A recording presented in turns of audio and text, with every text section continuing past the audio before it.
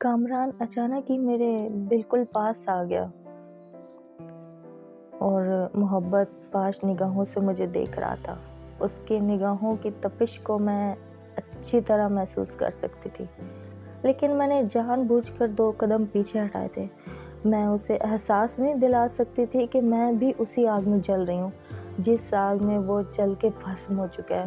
محبت کی ایک اندیکھی آگ ہم دونوں ہی کے دل میں روشن تھی، لیکن میں کامران کے سامنے نہ اس چیز کا اظہار کر سکتی تھی اور نہ ہی اپنی محبت کو کوئی نام دے سکتی تھی، جبکہ کامران کھل کے اپنی محبت کو بیان کرنے کے لیے بےتاب تھا۔ ابھی بھی وہ دھیرے دھیرے میرے قریب آیا تھا۔ میں جو سردی کی موسم کی وجہ سے شاور لے کر چھت پر آئی تھی تاکہ کچھ دیر دھوپ میں اپنے بال سکھا سکوں، میں کامران کی نظروں کی تپش کی وجہ سے پگھلنے لگی۔ میں نے فوراً سے نظریں چراتے ہوئے نیچے کی راہ لینی چاہی، لیکن کامران نے میری کلائی پکڑ کر مجھے اپنے قریب کھینچ لیا۔ کیا بات ہے اقصیٰ، جو اس قدر گھبرا کے دور بھاگتے ہو؟ 2 گھڑی بات کر لو گی تو تمہارا کیا چلا جائے گا؟ وہ پوری طرح بے قرار نظر آ رہا تھا۔ اس کی نظریں میری نظروں سے الجھ رہی تھی۔ اس کی سانسوں کی شدت مجھے اپنے وجود پر محسوس ہو رہی تھی۔ میرا دل بے ایمان ہونے لگا تھا، لیکن میں نے اپنے جذبات پہ قابو پایا اور ناراضگی سے کہا، یہ کیا بدتمیزی ہے کامران، کوئی آ جائے گا۔ ویسے بھی چھت کی دیوار اتنی اونچی نہیں ہے، آس پڑوس والوں کو سب نظر آ جائے گا۔ میں اسے ٹوک رہی تھی تاکہ وہ اپنے قدم پیچھے ہٹا لے، لیکن اسے لوگوں کی پرواہ ہی کہاں تھی۔ وہ 1 قدم اور میرے نزدیک آیا تو مجھے لگا میرے لیے سانس لینا دوبھر ہو جائے گا۔ وہ پوری طرح میری چہرے پر جھکتے ہوئے میرے بالوں کو چہرے سے ہٹا رہا تھا اور میں جذب کے عالم میں اس کے چہرے کو تکتی رہی۔ کتنی ہی دیر تک ہر چیز اپنی جگہ ساکت ہو گئی۔ نہ اسے کچھ ہوش تھا اور نہ مجھے۔ مدہوشی کا عالم تھا۔ ہم دونوں ہی دنیا بھلا بیٹھے تھے کہ اتنے میں نیچے سے آواز آئی، اقصیٰ، اور کتنی دیر چھت پہ رہو گی؟ جلدی نیچے آؤ۔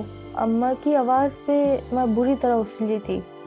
تیزی سے خود کو کامران سے چھڑوا کے مصنوعی غصے کا اظہار کیا اور سیڑھیاں اترنے ہی لگی تھی۔ وہ کہنے لگا، بس کچھ وقت کی بات ہے، پھر ایک ایک بات کا حساب لوں گا تم سے۔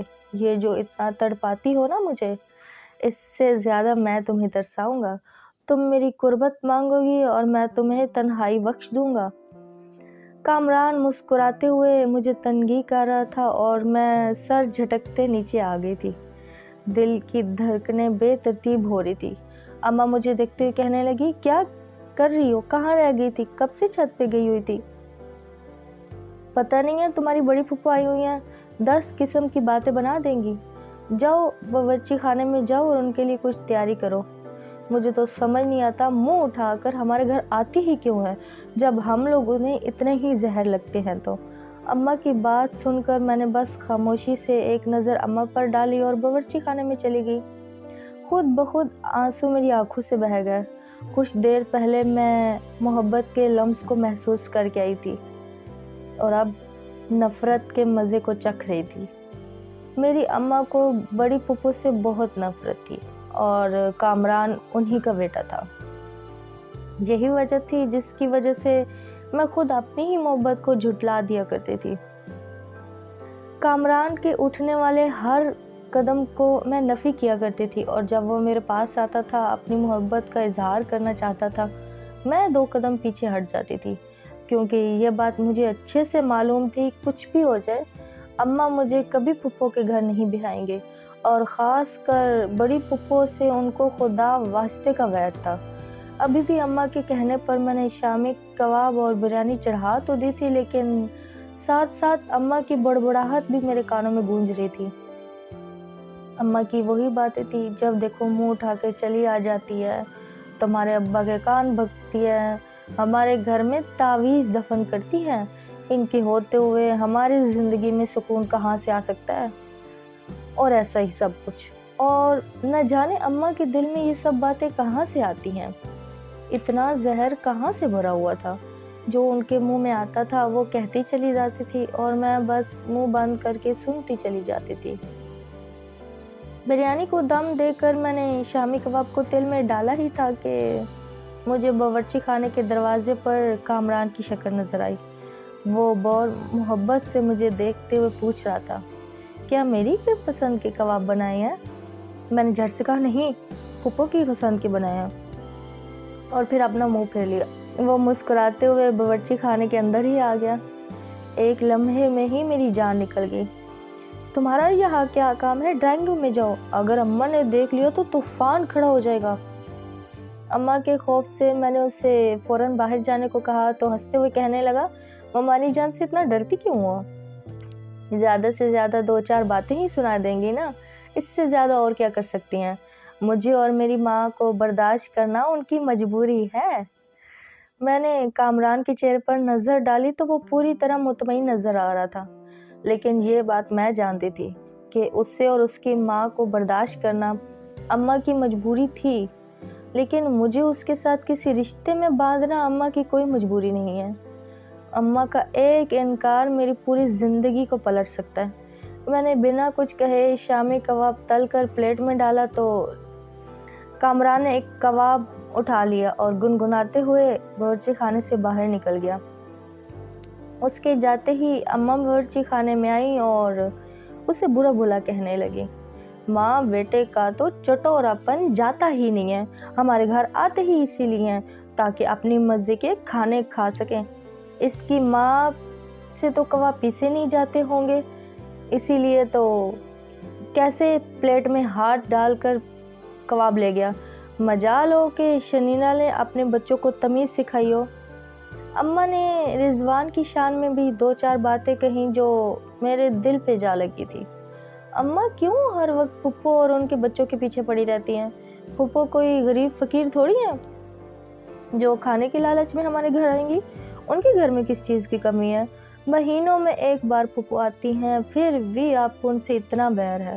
میں نے وہ بات کہہ دی تھی جو اماں کے دل پر تیر کی طرح لگی تھی۔ اماں نے غصے بھری نظروں سے مجھے دیکھا، سب سمجھتی ہوں میں، تمہیں یہ پھپھو سے اتنی محبت کیوں ہے؟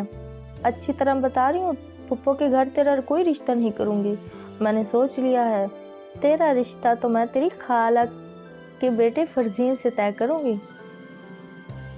اماں نے ایک سخت نگاہ ڈالی اور باورچی خانے سے نکل گئی۔ مجھے لگا تھا کہ کسی نے میرے سر پر آسمان گرا دیا۔ میری آنکھوں میں آنسو آ گئے۔ بڑی مشکل سے میں نے خود کو سنبھالا تھا۔ فرزین کا سراپا میری آنکھوں کے سامنے گھوم گیا تھا۔ وہ بہت برا تو نہیں تھا، لیکن نکما اور کامچور ضرور تھا۔ اپنے باپ کے کاروبار کے پیسے پر عیاشی کرتا تھا، نہ خالو کے کسی کام میں مدد کرواتا تھا اور نہ مستقبل میں وہ کسی قابل تھا۔ اس سے جس پیسے کا روب تھا وہ میرے خالو کا تھا، جن کے کاروبار پہ وہ اتنا اکڑتا تھا وہ بھی میرے خالو کا تھا، اور میں ایسے لڑکی کے ساتھ شادی نہیں کرنا چاہتی تھی جسے خود کچھ نہ آتا ہو، جو باپ کے پیسے پر عیش کرنے کے سوا کچھ نہ کر سکتا ہو۔ اور پھر وہ خالہ کا اکلوتا بیٹا نہیں تھا، خالہ کے 4 بیٹے اور بھی تھے، ان سب کا بھی باپ کے کاروبار میں برابر کا حصہ تھا۔ آخر میں فرزین کے پاس سوائے اپنے نکمے پن کے اور کچھ نہیں بچنے والا تھا۔ یہی سب سوچتے سوچتے میں نے ٹیبل سیٹ کی۔ سبھی لوگ اکٹھے ٹیبل پر بیٹھے ہوئے تھے، پھپھو اور رضوان، میں، اماں، ابا اور میری چھوٹی بہن گڑیا۔ ابا محبت سے بڑی پھپھو سے کہہ رہے تھے، شنیلا باجی اتنے عرصے بعد آتی ہو، کتنا یاد کرتا ہوں میں آپ کو۔ ابا کی بات سن کر اماں کو تو جیسے کانٹے اگ گئے ہوں۔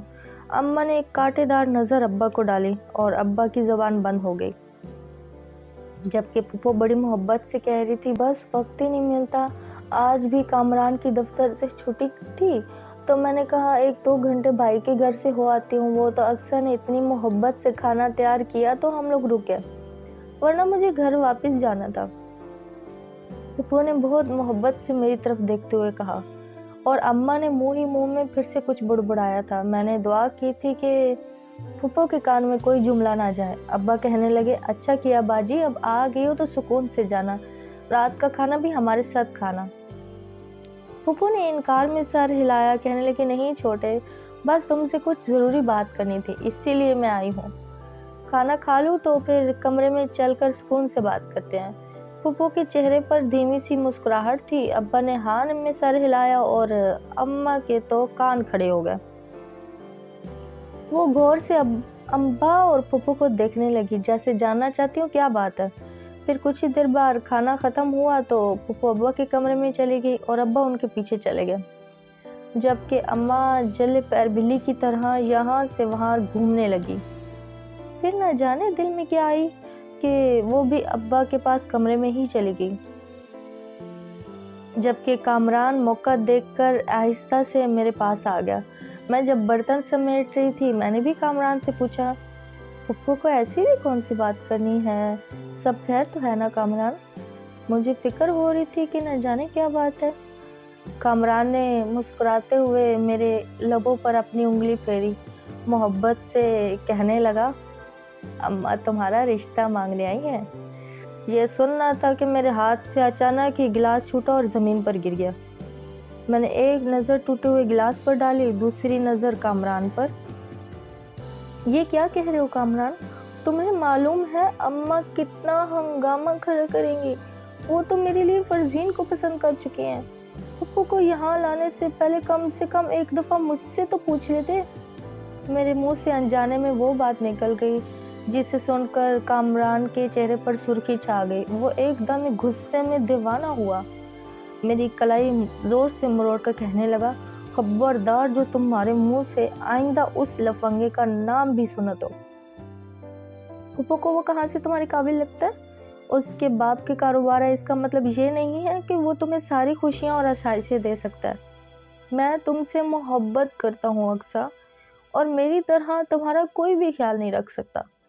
غصے کے عالم میں وہ اور بھی بہت کچھ کہہ رہا تھا، اور میں بس اس کی آنکھوں میں موجود جنون کو ہی دیکھ رہی تھی۔ میں اسے سمجھانا چاہ رہی تھی کہ اتنا جنون اور جذباتی پن ٹھیک نہیں ہے، لیکن وہ غصے میں باہر جا چکا تھا۔ میں نے اپنے آپ کو ہی کوسا، مجھے اس کے سامنے فرزین کا نام لینے کی کیا ضرورت تھی۔ تھوڑی دیر بعد پھپھو ابا کے کمرے سے نکلی اور میرے ماتھے کو چومتے ہوئے باہر گرا لی۔ میں ٹوٹے ہوئے گلاس کو سمیٹ چکی تھی۔ پھپھو کو دروازے تک چھوڑ کر میں نے جیسے ہی دروازہ بند کیا تو ابا کے کمرے سے اماں کے چیخنے کی آوازیں آنے لگی۔ شور اتنا زیادہ تھا، اماں نے اپنی ہاتھ کی نس پہ چھری رکھی ہوئی تھی اور ابا سے کہہ رہی تھی، جو آپ نے اپنی بہن کو ہاں کی تو میں اپنی جان دے دوں گی۔ میں پہلے ہی کہہ چکی ہوں، میری بیٹی کا رشتہ اس کے ددیال والوں میں نہیں ہوگا۔ یہ آپ کی بہنیں منہ پہ اچھا بنتی ہیں، لیکن میں اچھی طرح جانتی ہوں مجھ سے کتنا بغض رکھتی ہیں۔ انہیں تو اپنی بھابھی بالکل پسند نہیں ہے، اسی لیے میری بیٹی کو اپنے گھر لے جا کر اسے ٹارچر کرنا چاہتی ہیں۔ ساری زندگی مجھے اپنے قدموں تلے دبانے کے لیے یہ اچھا طریقہ ڈھونڈا۔ کرتا ہی کیا ہے کامران، ایک معمولی سی نوکری ہے۔ میری بیٹی کو کیا دے گا؟ اس کے مستقبل کے بارے میں سوچے۔ فرزین جیسا رشتہ ہماری بیٹی کے نصیب میں ہے اور آپ اس کوئلے کو چن رہے ہیں۔ اماں اپنے آپ کو مارنے کی دھمکی دے رہی تھی اور ابا کو بلیک میل کر رہی تھی، جبکہ ابا سر پکڑ کے بیٹھے تھے۔ سمجھتی کیوں نہیں ہو تم؟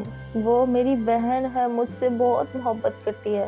کامران ہماری بیٹی کو بہت پسند کرتا ہے۔ کیا تمہیں ہمارے بچوں کی آنکھوں میں پسندیدگی نہیں دکھائی دیتی؟ ہماری بیٹی فرما بردار ہے، اس کا مطلب یہ تو نہیں کہ ہم اس کے جذبات کو نہ سمجھیں، زبردستی ہم اسے کسی بھی کھونٹے سے باندھ دیں۔ یہ شادی بیاہ کا معاملہ ماں باپ کی مرضی کے ساتھ ساتھ اولاد کی مرضی سے بھی طے ہونا چاہیے، تبھی ساری زندگی خوش رہتی ہیں۔ فرزین کتنے بھی پیسے والا کیوں نہ ہو، اگر ہمارے اقصیٰ کے دل میں اس کے لیے محبت نہ ہوئی تو وہ ساری زندگی ایک سمجھوتے کی بھیڑ چڑھ جائے گی، اور میں اپنی بیٹی کی آنکھوں میں اداسی یا پریشانی نہیں دیکھ سکتا ہوں۔ اقصیٰ میری بیٹی ہے، میرے لیے میری زندگی ہے۔ ابا اماں کو سمجھانے کی کوشش کر رہے تھے، لیکن اماں نہ مانی۔ اور پھر اماں نے وہی چھری اپنی گردن پہ رکھ لی. مجھے کہنے لگی اب بتا تجھے کامران پسند ہے یا فرزین سے شادی کے لیے راضی ہو؟ اماں کی یہ حرکت دیکھ کر تو میرے اوسان ہی ختم ہو گئے. میں خوف کے مارے چلائی اماں یہ کیا کر رہی ہو؟ اماں کہنے لگی بتا کامران سے شادی کرو گی یا پھر فرزین سے شادی کرو گی؟ میں نے جھٹ سے ہاں میں سر ہلایا. ہاں اماں آپ جہاں کہیں گی میں وہیں شادی کروں گی. مجھے کامران سے شادی نہیں کرنی. دل میں پتھر رکھ کر میں نے اپنی ماں کی خاطر وہ جملے کہے تھے جنہیں کہتے ہوئے میرے سر پہ آسمان گرا تھا.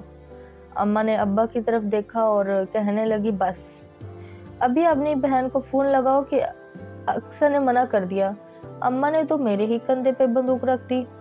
مجبوراً ابا نے تھوڑی دیر بعد پھپھو کو فون لگایا اور اس رشتے کے لیے انکار کر دیا جس رشتے سے میرے دل کی دوڑ بنی ہوئی تھی. ابا نے یہی کہا کہ اکثر کی مرضی نہیں ہے. یہ سن کر پھپھو بالکل خاموش ہو گئی تھی. ابا کے چہرے پر بھی اداسی آ گئی تھی. ابا نے میرے سر پہ ہاتھ رکھا. کہنے لگے بیٹی مجھے معاف کر دینا. میں نے اپنے آنسوؤں کو اپنے اندر ضبط کر لیا تھا اور ابا کے سینے سے لگ گئی تھی. کچھ دیر بعد ابا گھر سے چلے گئے اور اماں نے سکون کا سانس لیا. میں اچھی طرح جانتی تھی کہ اماں اپنی ضد کی کتنی پکی ہیں. اس لیے میں نے اپنی زبان سے دوبارہ کامران کا نام نہیں لیا. 4 دن بعد خالہ ہمارے گھر آئیں. میرے سر پہ دوپٹہ کیا اور مجھے فرزین کے نام سے منسوب کر دیا گیا. خالہ کے ساتھ فرزین بھی آیا تھا. اسے دیکھ کر ہمیشہ کی طرح میرے تن بدن میں آگ لگی تھی. جبکہ صوفے پہ بیٹھا وہ عجیب بے شرم حرکتیں کر رہا تھا. کبھی میرا ہاتھ پکڑ لیتا, کبھی میرے کمر کے گرد بازو حائل کرنے کی کوشش کرتا. میں اسے دور ہٹتے ہٹتے صوفے کے کنارے جا لگی تھی لیکن اس بے شرم کو ذرا بھی شرم نہیں آئی تھی. تھوڑی ہی دیر بعد میں اسے بچ کر اپنے کمرے میں چلی گئی تو وہ وہاں بھی آ گیا. میرے قریب آ کر اس نے ایک دم ہی مجھے اپنے بازوؤں میں جکڑا. اس کے منہ سے اٹھتی سگریٹ کی بو نے مجھے ایک دم سانس روکنے پر مجبور کر دیا تھا اور میری اس حرکت پہ وہ زور سے ہنسا تھا. وہ تو شکر تھا اسے خالہ نے آواز دی اور وہ مجھے چھوڑ کر کمرے سے باہر چلا گیا. باقی کا سارا دن میں روتی رہی. رسم کا یہ دوپٹہ میرے لیے بہت بڑا بوجھ تھا. اس کے بعد کامران کی میرے پاس کال آئی. اس کی آواز سن کر میرا دل لرز اٹھا تھا. اس کی باتوں میں کپاہٹ تھی. وہ پریشانی کے عالم میں تھا. اکثر یہ سب کیا ہے؟ جب ماموں جان نے انکار کیا تو میں یہ سوچ کر خاموش ہو گیا کچھ دن بعد دوبارہ اماں سے بات کروں گا اور ممانی جان کو منا لیں گے ہم, کیونکہ اتنا تو مجھے بھی معلوم ہے انکار تم نے نہیں ممانی جان نے کیا ہے. لیکن تم نے تو فرزین کے ساتھ رشتہ ہی کروا لیا. اب ابھی اور اسی وقت جا کر اپنی اماں سے کہو یہ سب نہیں ہو سکتا. میں دوبارہ رشتہ بھیجوں گا. اماں پھر آ کے بات کریں گی. میں اور اماں دونوں تمہیں بہت چاہتے ہیں اقصیٰ. جذبات کے عالم میں کامران ڈوبا اور بھی بہت کچھ کہہ رہا تھا لیکن میں نے انکار میں سر ہلایا اور کہا میں نے اپنی مرضی سے انکار کیا ہے. یہ انکار اماں کی طرف سے نہیں میری طرف سے ہوا ہے. میں خود فرزین سے شادی کرنا چاہتی ہوں. تمہارے پاس مجھے دینے کے لیے کچھ نہیں ہے. میری بات سن کے کامران ایک دم سکتے میں آ گیا. پھر کتنی ہی دیر بعد وہ بولا کیا تم سچ کہہ رہی ہو؟ کیا تم میری محبت کو پیسے پر اہمیت دیتی ہو؟ میں نے آہستہ سے کہا محبت کچھ نہیں ہوتی. جیب میں پیسہ ہو تو سامنے والا انسان خود بخود اچھا لگنے لگتا ہے.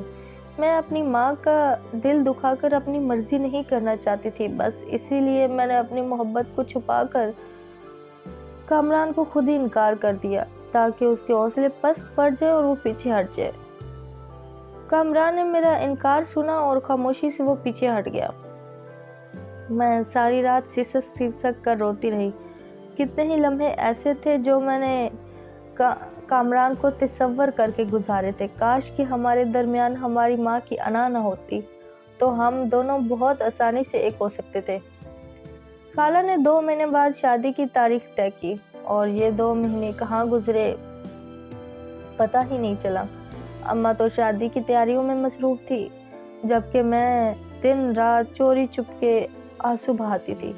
میرے آنسو میرے ابا اور چھوٹی بہن کو نظر آتے تھے لیکن میری ماں کو دکھائی نہیں دیتے تھے۔ پھر شادی سے 2 دن پہلے خالہ ہمارے گھر آئی اور انہوں نے ایک بہت بڑی فہرست اماں کے ہاتھ میں تھما دی۔ اماں فہرست دیکھ کر حیران رہ گئی۔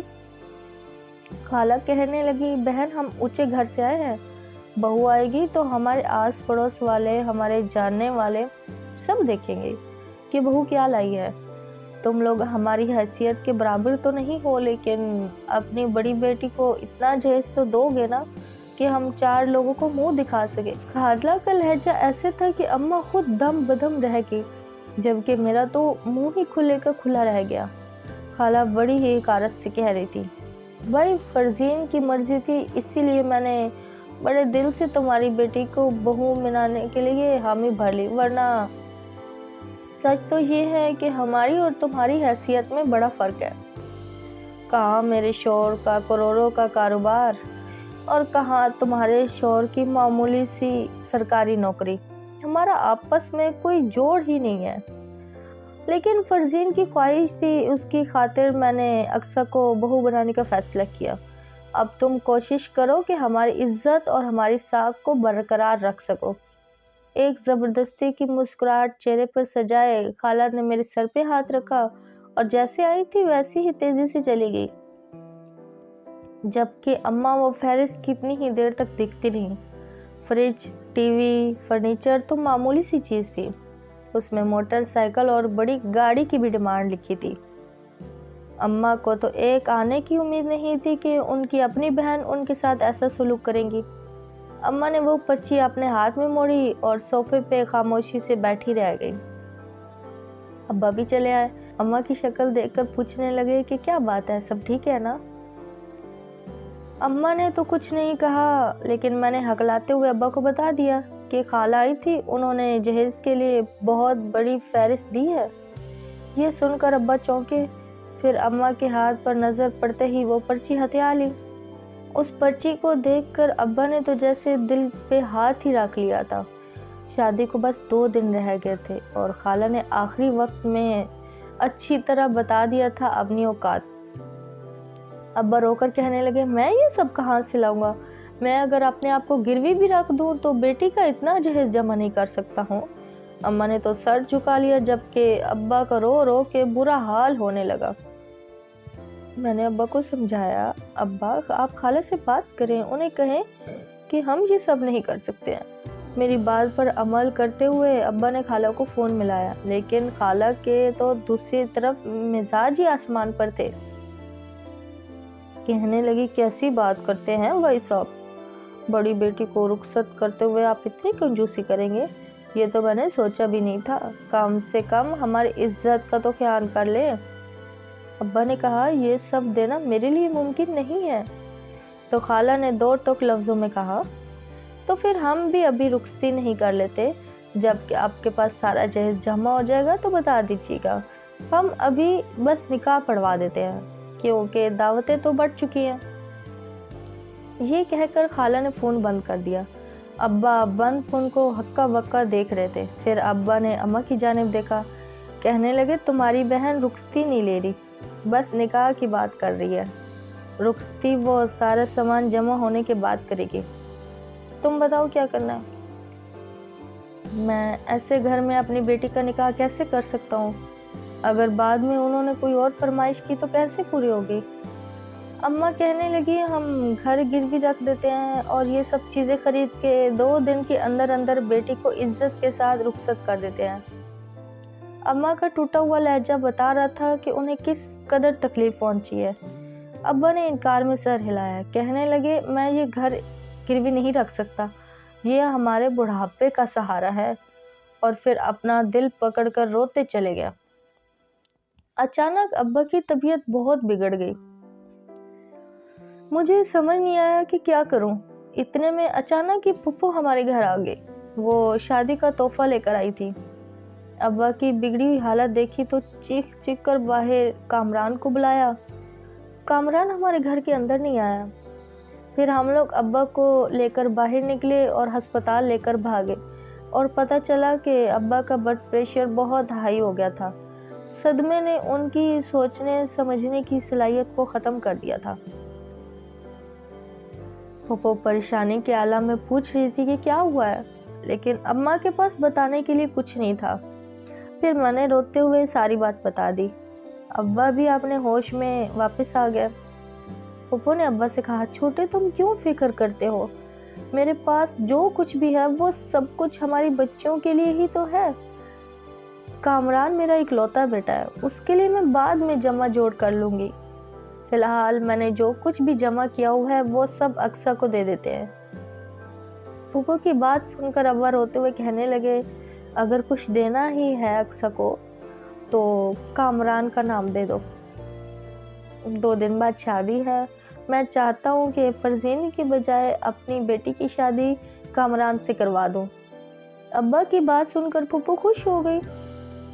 اماں بھی ابو کے فیصلے پر بالکل خاموش سی ہو گئی، کیونکہ اب بولنے کے لیے کچھ بچا ہی نہیں تھا۔ لیکن کامران نے صاف منع کر دیا۔ وہ کہنے لگا، میں اب یہ شادی نہیں کر سکتا ہوں۔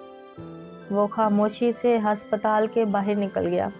اس کے چہرے کے رنگ دیکھ کر میں جان گئی تھی کہ اس کے دل میں کیا چل رہا ہے۔ میں تیزی سے اس کے پیچھے دوڑی۔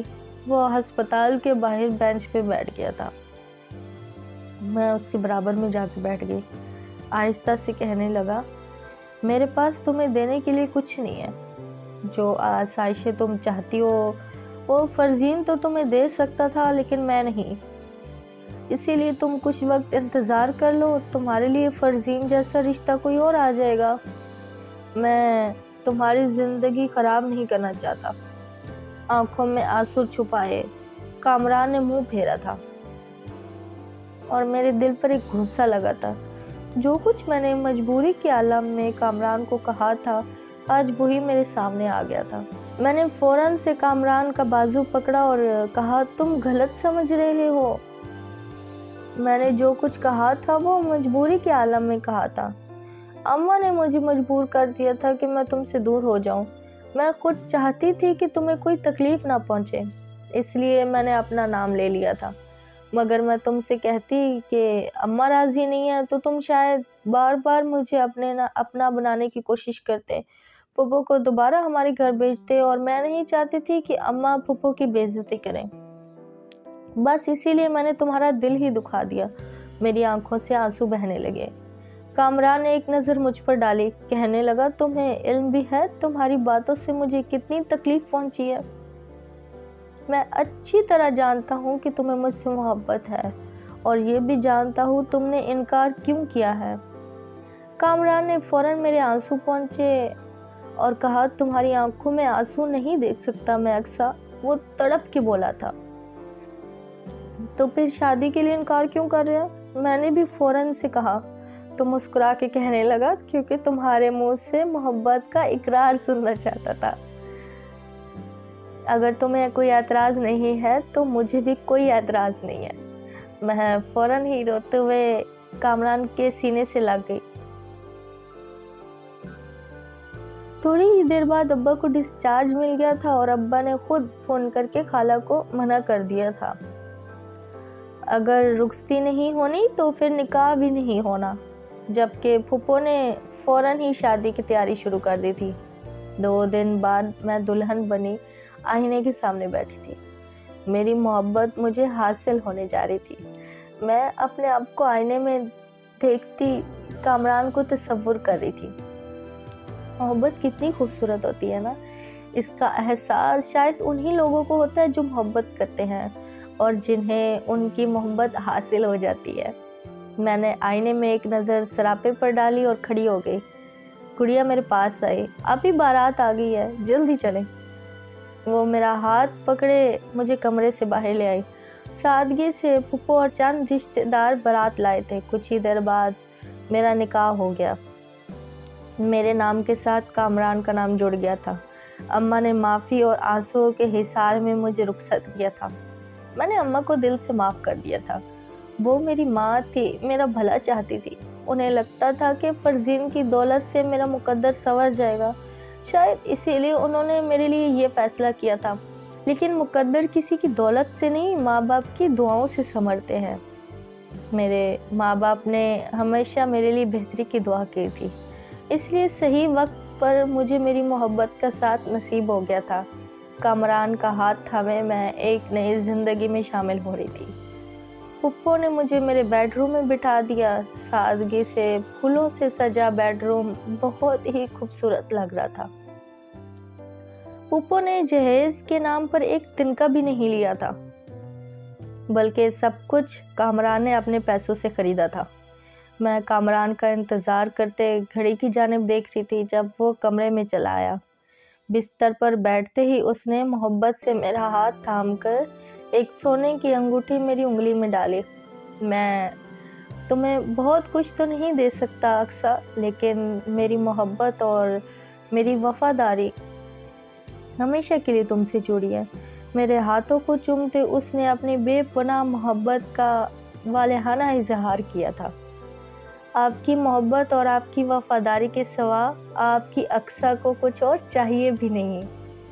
میں نے بھی کامران کے ہاتھوں کو تھام لیا۔ کامران کی آنکھوں سے 2 آنسو بہہ گئے۔ مرد بہت مضبوط ہوتا ہے، وہ بڑی سے بڑی تکلیف پر بھی نہیں روتا، لیکن اگر اس کو اس کی من پسند چاہی عورت مل جائے، اس کو اس کی محبت مل جائے، تو اس کی آنکھیں خوشی سے نم ضرور ہو جاتی ہیں۔ کامران کی آنکھوں میں بھی محبت کی نمی گھل گئی تھی۔ اب آپ بتائیں کیسی لگی آج کی سٹوری؟ اللہ حافظ۔